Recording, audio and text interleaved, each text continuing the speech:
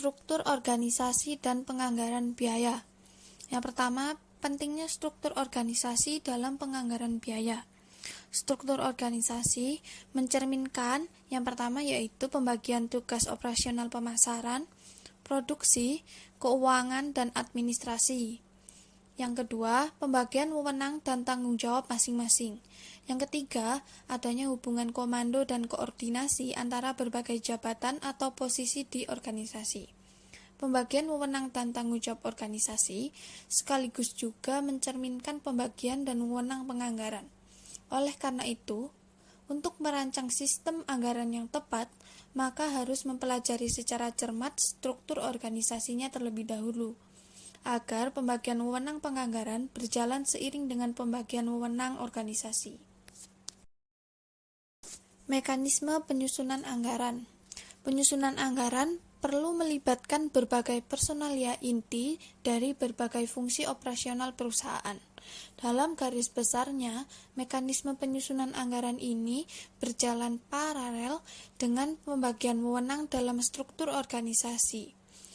Komisi anggaran umumnya berada langsung di bawah direksi karena diharapkan anggaran yang tersusun akan memperoleh dukungan secara penuh dari semua bagian di dalam perusahaan. Fungsi anggaran bagi perusahaan. Penyusunan anggaran secara cermat dan baik akan mendatangkan manfaat-manfaat bagi perusahaan, yaitu yang pertama adalah mendorong setiap individu di dalam perusahaan untuk berpikir ke depan. Yang kedua, mendorong terjadinya kerjasama antar masing-masing bagian, karena masing-masing bagian akan menyadari bahwa mereka tidak dapat berdiri sendiri.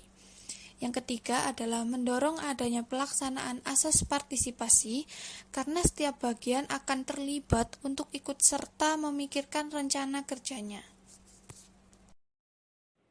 Kelemahan-kelemahan anggaran. Terdapat beberapa kelemahan yang membatasi anggaran.